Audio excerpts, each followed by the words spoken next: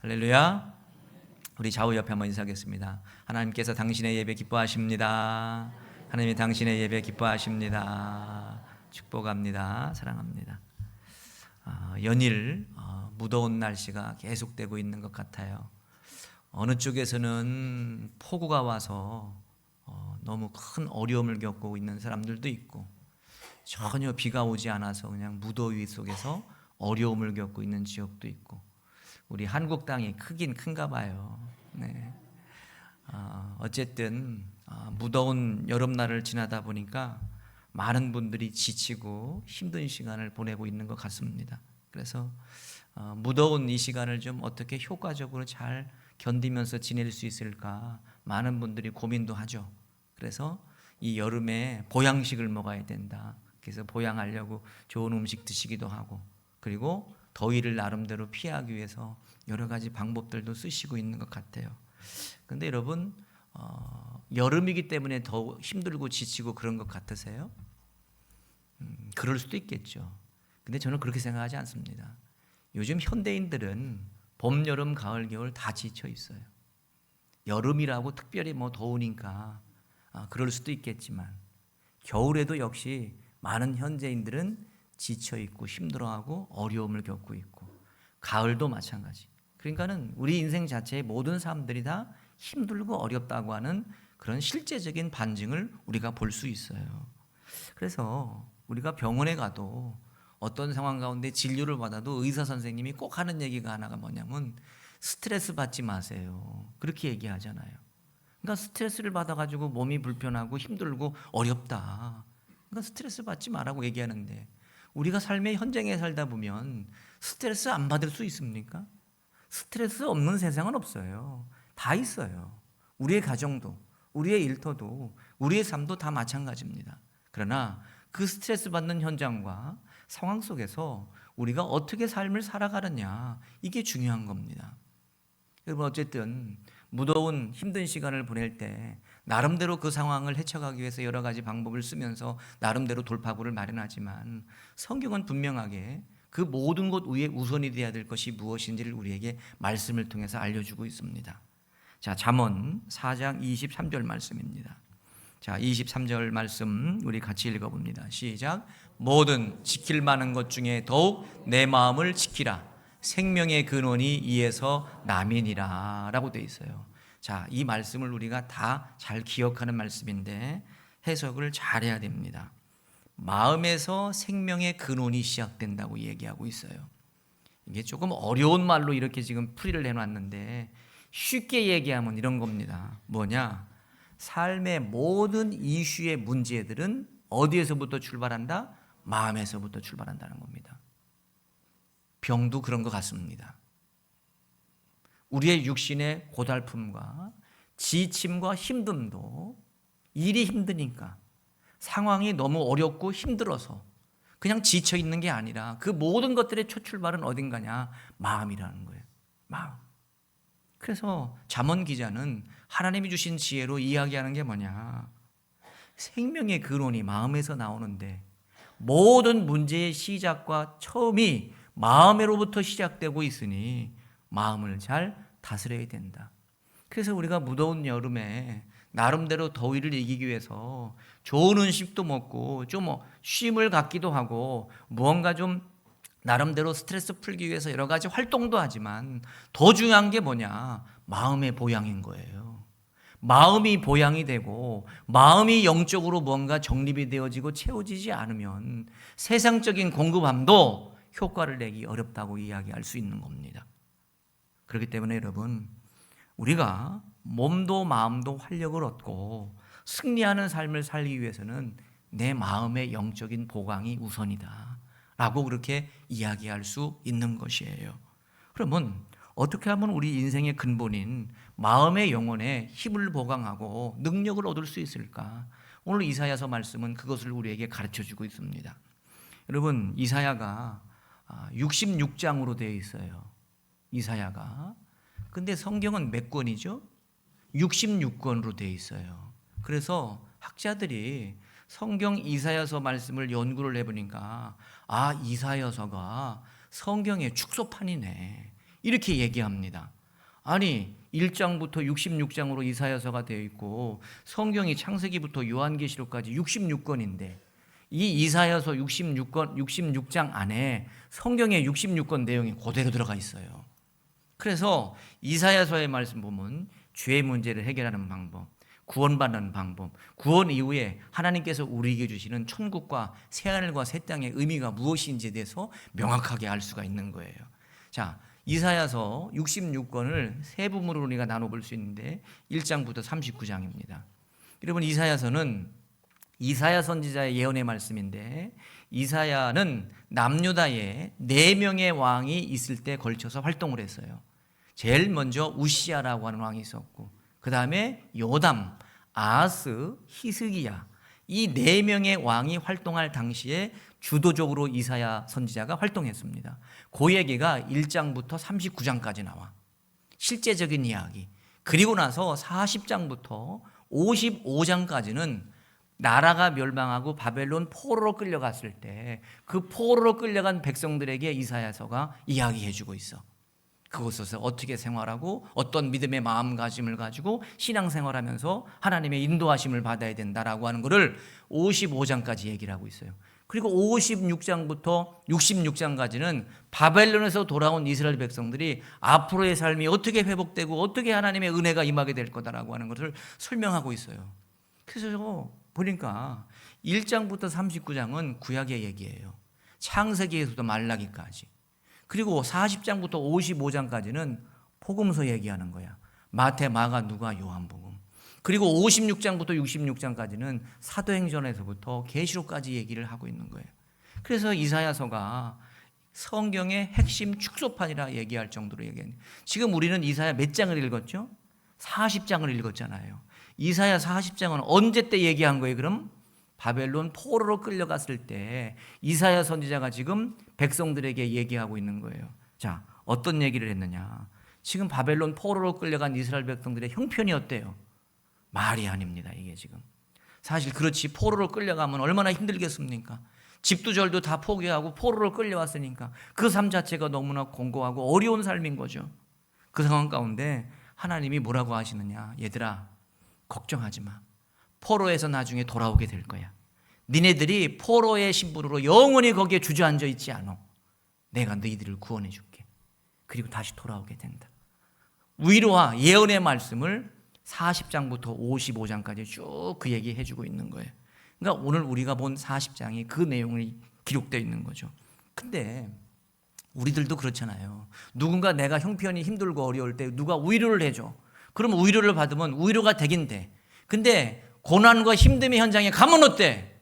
그 위로가 안 돼. 그냥 또 불평이 나오고 원망이 나와. 그 상황 가운데 그냥 내 몸이 세워지게 되면 또 한숨이 또 나오게 돼. 이스라엘 백성들도 이사야 선지자를 통해서 돌아오게 될 거야. 포로로 있지만 니네들 힘을 내라. 너희들이 언젠가 이 상황 속에서 다 구출돼서 다 고국으로 돌아가게 돼. 이렇게 얘기해서 일시적인 위로는 받지만 현실을 보니까 또 어렵고 힘들어서 불평이 나오기 시작하는 겁니다. 그때 하나님이 자꾸 얘기하지. 얘들아, 그래도 힘을 내야 된다. 내가 너희들에게 새 힘과 새 용기를 줄 테니까 포로 생활하는데 좌절하지 말고 끝까지 포기하지 말고 하나님의 때를 기다리라. 이렇게 얘기하시는 거예요. 그러면서 오늘 이 이사야 40장에는 이스라엘 백성들과 믿음의 백성들에게 뭐라고 얘기하느냐? 첫 번째 얘기하는 가장 먼저는 뭐냐? 인간의 유한한 모습을 기억하라고 얘기합니다. 자, 인간은 눈앞의 현실 앞에 낙심할 수밖에 없는 존재예요. 우리가 강한 것 같고 뭔가 힘들고 어려운 상황을 헤쳐가면서 뭔가 막 승리하고 개가를 부르고 그럴 수 있을 것 같지만 현실은 어때요? 잘 안 돼요. 그냥 어려움이 있으면 주저앉고 싶고 포기하고 싶고 그냥 다 내려놓고 싶지. 그게 인간이 갖고 있는 현실이라 그거예요. 믿음이 막 좋아. 막 찬양하고 기도할 때는 뭐 할 것 같지 막 뜨거워져. 근데 현실 앞에 가게 되면은 그냥 또 무너지게 돼. 그게 인간이 갖고 있는 나약함과 연약성이라고 하는 거예요. 하나님이 아신다 그겁니다. 저는 말씀을 보니까 이사야 40장 이 말씀을 수도 없이 많이 읽고 보고 했는데 새롭게 느낀 게 뭐냐? 하나님은 저와 여러분을 동정하시는 분이에요. 그냥 말씀대로 살지 않으니까 손을 내밀어 매를 맞아야지 네가. 이렇게 해서 떼드리는 하나님이 아닌 거예요.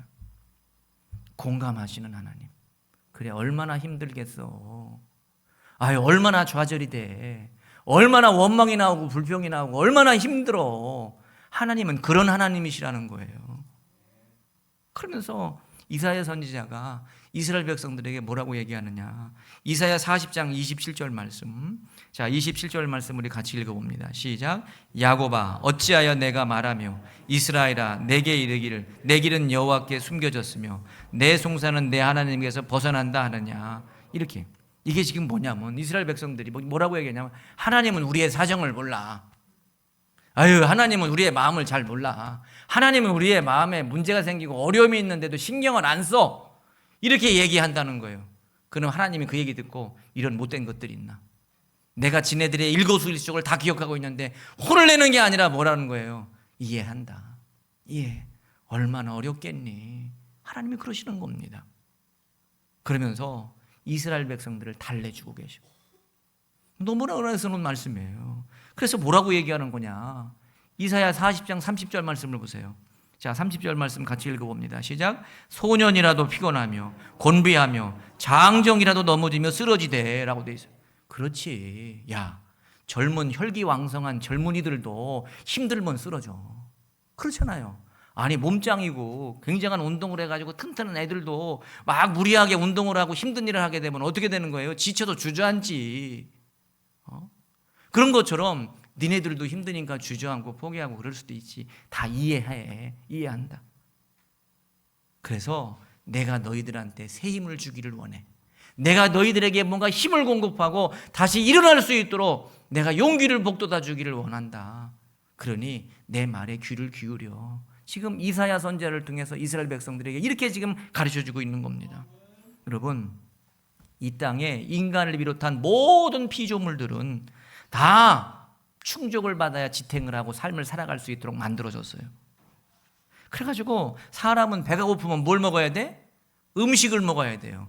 저를 보셔야지. 음식을 먹어야 돼, 음식을. 그리고 자동차도 차가 운행하려면 뭘 먹어야 돼? 기름을 먹어야 돼요. 기름을. 그런 것처럼 자동차도 기름을 먹어야 되고 사람도 배가 고프면 음식을 먹어야 되고 전자제품도 만들어진 대로 그것이 잘 활용되기 위해서는 전기를 꼽아야 힘이 공급을 받아서 그 활용대로 우리가 사용하는 거 아닙니까? 그렇지 않으면 뭔가 충족되지 않으면 이 땅에 있는 모든 피조물들은 사용되어지기가 어려운 거예요. 그 반면에 모든 만물을 창조하시고 이 땅을 운영하시는 하나님은 어때요?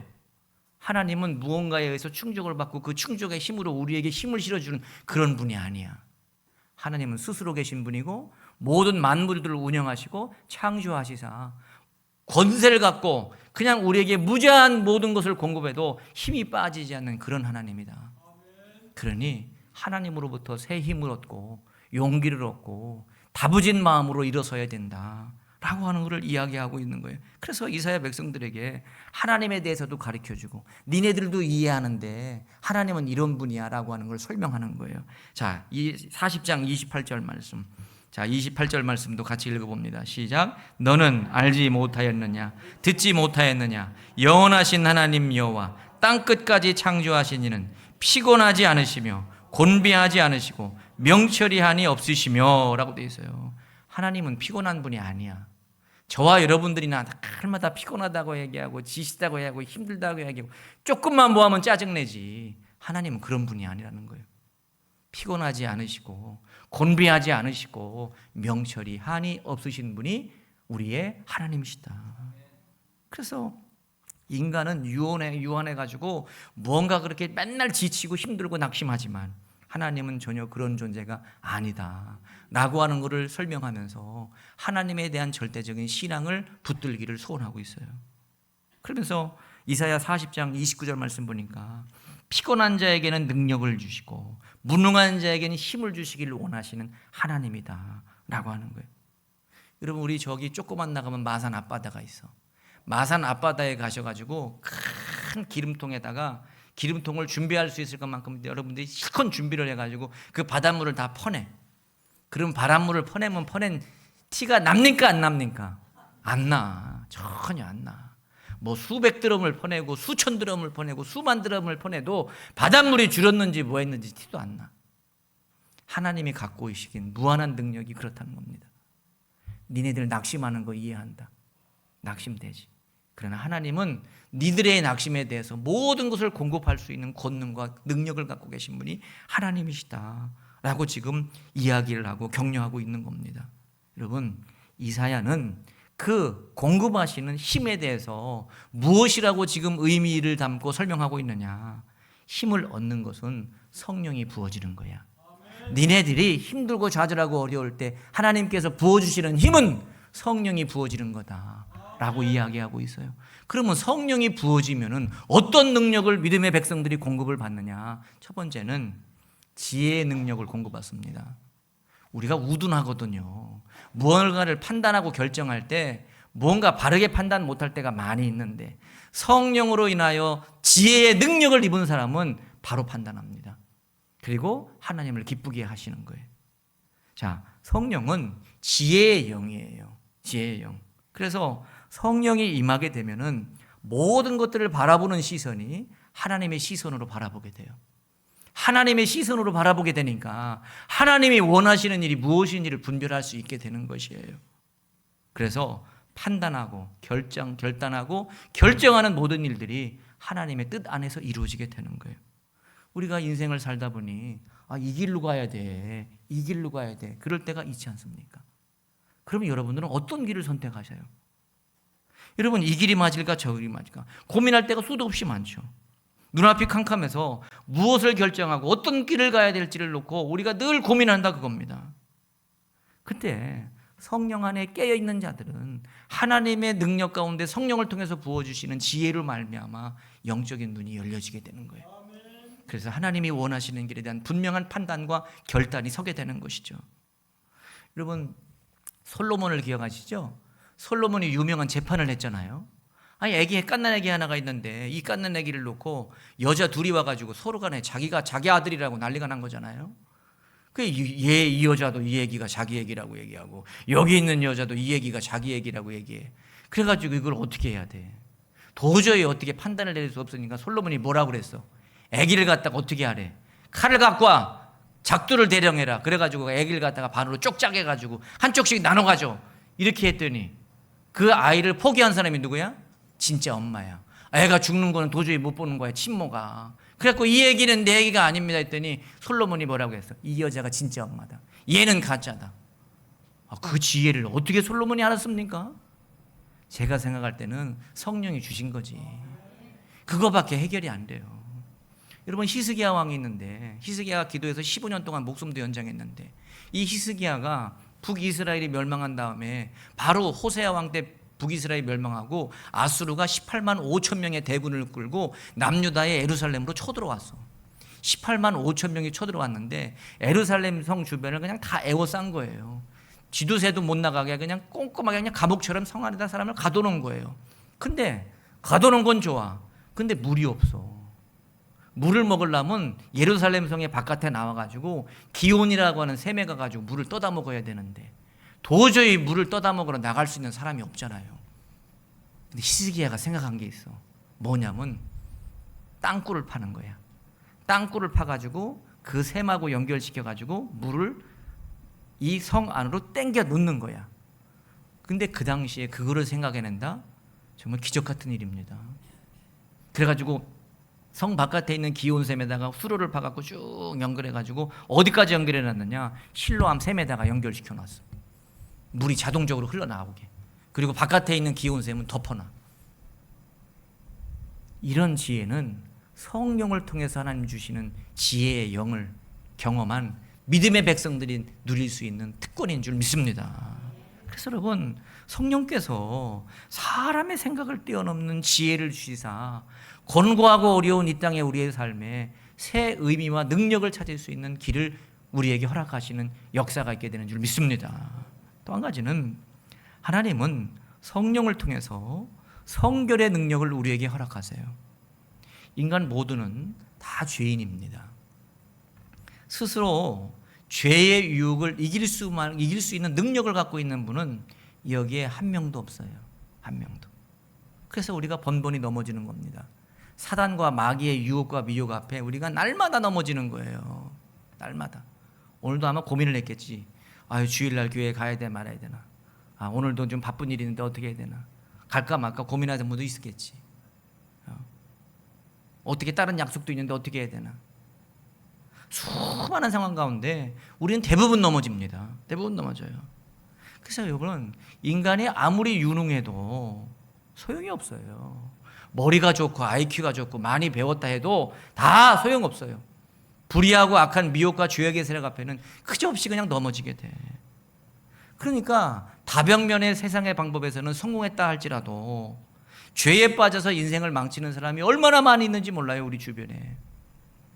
우리 사회에 고질적인 병폐가 하나 있는데 뭐냐면 정치, 경제, 사회, 심지어는 종교적으로도 고위층들이 성추행에 휘말린다는 거예요. 성추문. 그래가지고 고위 공직자가 하루 한순간에 그냥 성추문에 휩싸여가지고 그냥 그 공직도 다 버리고 그냥 감옥에 가기도 하고 구설수에 오르는 경우도 있고. 아니, 교회 안에서도 그렇잖아요. 목회자들 가운데서도, 평신도들 가운데서도 이런 일 때문에 얼마나 큰 교회가 어려움을 겪고 본인 스스로도 고통을 겪는 일들이 얼마나 많이 있습니까? 야, 그런 거 볼 때마다 너무 안타까운 마음이 있습니다. 여러분, 고위층과 고위직들이 그 위에 올라가기 위해서 얼마나 많이 공부를 하고 노력을 많이 했겠습니까? 근데 여러분, 무너져 내리는 거는 하루 한순간이에요. 한순간에 무너지는 거예요. 여러분, 그 모든 미혹과 유혹을 떨쳐낼 수 있는 것은 내가 성결의 능력을 소유한 믿음의 백성이라고 하는 것에 대한 확신이 있을 때 가능한 거예요.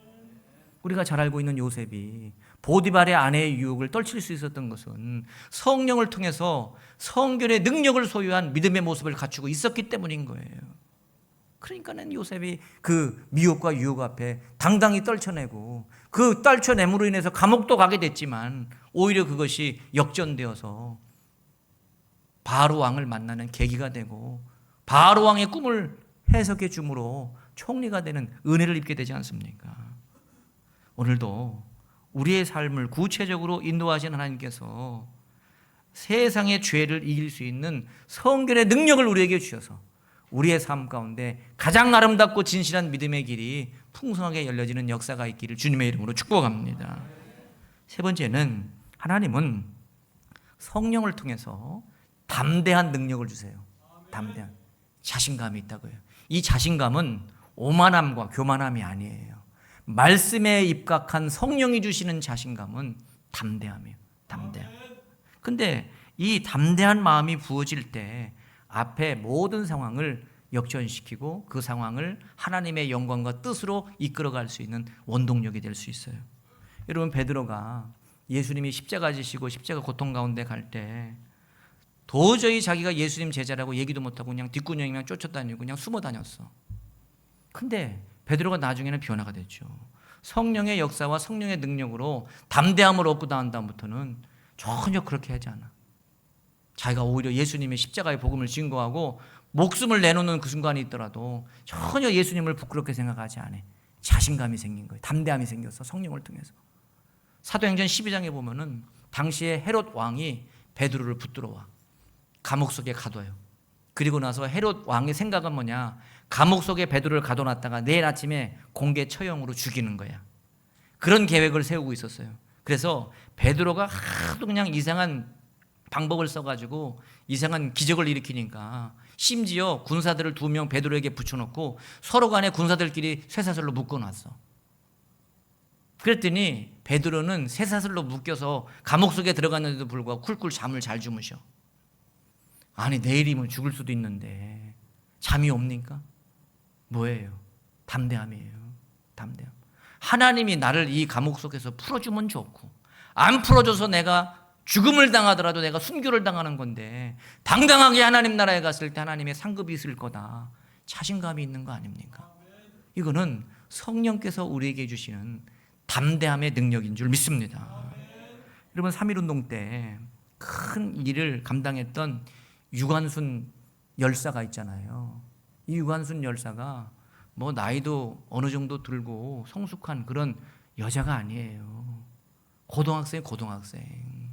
고등학생인데 이 3.1운동의 큰 획을 긋는 일을 감당한 거예요. 유관순이. 충남 천안에 아운의 장터라는 곳에서 모여가지고 대한독립 만세를 불렀잖아요. 이 유관순 여사를 중심으로 해서 열사를 중심으로. 근데 이때 당시 이 유관순이 어릴 때부터 교회를 다닌 것 같아. 어릴 때부터 교회를 다녀서 감리교 선교사님을 통해서 눈에 들어와가지고 미션 스쿨을 보내가지고 공부를 시킨 거예요. 어디에 갔냐면 이화학당에 갔어. 지금으로 하면 이화여고입니다. 서울에 있는 이화여고에 가가지고 공부를 한 거예요. 근데 그때 이제 우리나라가 이제 일제 침입과 고통을 받는 상황이죠. 그런 가운데 이제 나름대로 3.1운동을 계획하고 만세운동을 계획하면서 고등학생이 얼마나 두렵겠습니까? 그렇잖아요. 꼬맹이 여자아이인데. 그래서 이거 어떻게 큰일을 내가 할 수 있을까? 그러다가 그 아운의 장터 근처에 매봉산이라고 하는 큰 산이 있는데 그 산이 기도산으로 유명하대요. 그래가지고 이 유관순이 산에 올라간 거예요. 산에 올라가가지고 3일 동안 기도했대. 고등학생이. 그 3일 동안 기도하면서 성령의 은혜를 받은 거예요. 그러면서 자신감이 생겼어. 꼭 베드로처럼. 죽으면 순교하면 되고, 그리고 나를 통해서 하나님께서 주시는 자유와 진리를 선포하면서 독립을 이야기하는 것을 많은 사람이 듣고 영향을 받으면 좋고, 결국은 순교를 당했지만 이렇게 그 자리에서 담대하게 고등학생 여자아이가 3.1운동의 큰 획을 긋는 귀중한 일을 감당할 수 있었던 것은 성령을 통해서 주시는 담대함 때문인 겁니다. 여러분, 우리에게는 늘 세상 가운데 염려와 근심 가운데 걱정과 마음속에 있는 번민으로 해서 자신감을 잃어가잖아요. 내가 어떻게 하면 좋을까? 어떻게 해야 되나? 한숨 나올 때도 있고. 그러나 우리에게 성령을 통해서 부어주시는 담대한 능력이 있을 때 그 모든 상황들을 헤쳐가면서 역전시킬 수 있는 능력이 우리에게도 생기게 될 줄 믿습니다. 근데 중요한 게 있습니다. 그러면 성령께서 주시는 이 하나님의 놀라운 지혜의 능력이나 아니면 담대함이나 아니면 성결의 능력이나 이런 것들이 꾸준히 우리에게 주어지고 풍성하게 임하기 위해서는 우리에게 해야 될 믿음의 본분들이 있다는 겁니다. 그게 뭐냐? 하나님을 앙망하는 건데, 하나님을 앙망하는 자는, 여호와를 앙망하는 자는 새 힘을 얻으리라 이렇게 얘기하고 있는데, 앙망이 뭐예요? 보는 것만이 앙망이 아니에요. 보는 것만. 보는 것을 뛰어넘어서 신뢰예요. 신뢰. 하나님을 신뢰하고 하나님을 바라보고, 그리고 하나님과 지속적으로 교제의 끈을 놓지 말아야 돼요. 그래야 성령께서 우리에게 주시는 능력이 풍성하게 매일마다 임하게 되는 겁니다. 여러분, 우리가 휴대폰도 한 번 충전하면 끝까지 쓸 수 있습니까? 배터리가 떨어지면 또 꽂고 또 충전을 해야 돼요. 우리가 하나님 은혜 받은 거 다 기억을 갖고 계신데 그 은혜 받은 과거의 기억으로 평생의 신앙생활하기 어렵습니다. 안 되는 거예요. 그래서 끊임없는 하나님과의 영적인 믿음의 교제가 우리에게 필요하다. 근데 교제할 때 우선적으로 우리에게 해야 될 게 있는데 그게 뭐냐? 회개입니다. 성령은 더러운 심령 안에는 충만하게 임하지 않아요. 성령은 정결하고 깨끗한 영이기 때문에 반드시 신실하고 아름다운 믿음의 바탕에 모습이 되어질 때 그 안에 성령이 더 충만하게 역사하고 능력이 부어지는 거예요. 죄의 문제가 있을 때는 성령이 역사가 안 해요. 반드시 회개해야 돼요. 회개해야 돼요. 이사야서 59장 2절에 이사야 선지자가 뭐라고 얘기합니까? 2절 말씀 우리 같이 읽어봅니다. 시작. 오직 너희 죄악이 너희와 너희 하나님 사이를 갈라놓았고 너희 죄가 그의 얼굴을 가리어서 너희에게서는 듣지 않으시게 하매니라 라고 되어 있어요. 숨은 죄악이 있으면은 하나님과 단절이 돼.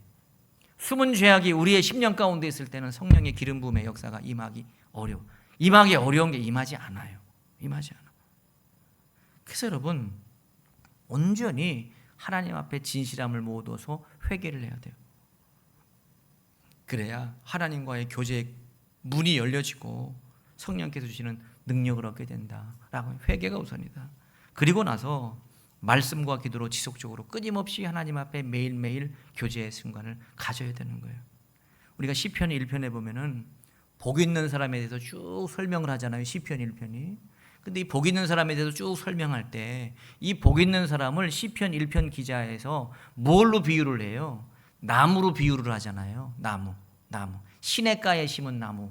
복 있는 사람은 시냇가에 심은 나무와 같다. 이렇게 얘기하지 않습니까? 그러면 시냇가에 심은 나무가 왜 이렇게 푸르러요? 물을 끊임없이 공급받으니까. 물을 사시사철 끊임없이 공급을 받으니까 항상 푸르르고 아주 아름다운 열매도 많이 맺어. 똑같은 거예요.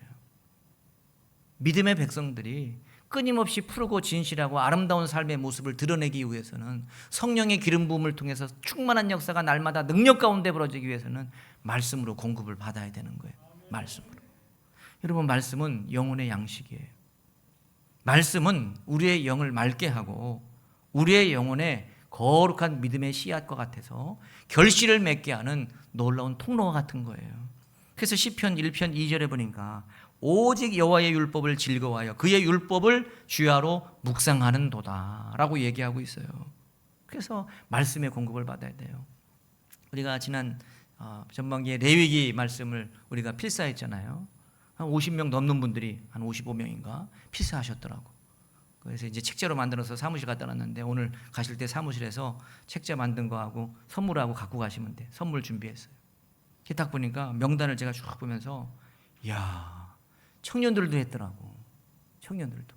그래가지고 우리 강선미, 저 방송실에서 있는 우리 강선미 청년 여자아이인데, 강선미, 허윤아하고 강선미 어디 갔어? 저 뒤에 있네, 저 2층에. 청년들도 이렇게 필사를 하고. 많은 사람들이 이렇게. 그리고 우리 창세기 공부한다고 50명 넘게 오셨죠, 이번에. 그래가지고 공부하고. 말씀으로 어떻게 살아보려고 다. 이게 교제하는 거예요, 이게. 그럼 그렇게 하지 않으면 우리는 어떻게 교제를 해야 되는 거예요? 기도만 갖고 안 돼. 기도는 잠시 잠깐 뭔가 나에게 공급해 줄 수 있지만 꾸준하지가 않아, 기도가. 말씀에 입각한 기도가 하나님이 기뻐하는 기도예요. 말씀이 기도를 가르쳐줘. 말씀이 표대가 되기 때문에 말씀을 통해서 은혜를 입고 기도를 해야 되는 거예요. 여러분, 성령 충만의 역사가 계속 이어질 때 기도가 항상 동반됐는데 하나님께서 그 은혜를 우리에게 10년 가운데 부어주시길 원하고 꾸준히 이어가길 원하시는 거예요. 여러분, 우리가 모두 이 땅의 현대인들이 다 지쳐 있어요. 남녀노소 할 것 없이. 젊은이는 젊은이대로, 나이 드신 분들은 나이 드신 분대로 다 지쳐 있어요. 다 얼굴이 피곤해 찌들어 있다고, 사람들이. 그래서 믿음이 흔들릴 때도 있고 어려움을 겪고 고통 가운데 있는 애들도 있어요. 그래서 세상은 쉬라고 얘기하지. 스트레스 많이 받지 마시고 쉬시고 좋은 음식을 많이 먹고 좋은 데 구경도 다니시고 여행도 다니시고. 근데 그것이 해결의 방법이 아닌 거예요. 무엇이 해결의 방법인 거냐? 그것도 필요합니다. 필요해요. 영혼의 갈증을 먼저 채우고 내 마음의 근본이 성령을 통해서 부어주시는 새 힘으로 공급이 되어질 때 세상적인 충족이 더 큰 열매로 맺어지게 되는 것이에요. 여러분, 세상의 모든 상황들을 내가 어떻게 해서 열어가고 헤쳐가려고 하지 마세요. 그렇게 하면 할수록 힘이 들어. 너무 힘이 들고 고달프고 모든 문제를 내가 풀려고 하니까 어깨에 진 짐이 너무나 힘이 들어서 낙심하고 그냥 탈진이 되는 거예요. 우리가 할 수도 없어요. 그냥 성령께서 주시는 능력대로 하나님 앞에 맡겨드리고 끊임없이 하나님 앞에 믿음으로 교제하면서 하나님의 인도하심을 받을 때 그게 가장 복된 길이고 그게 가장 축복받는 길이고 은혜의 길인 줄 믿습니다. 이것이 무더운 여름과 힘든 상황 속에서도 우리가 인생의 삶 가운데 헤쳐가야 될 영적인 도전이 된 거예요.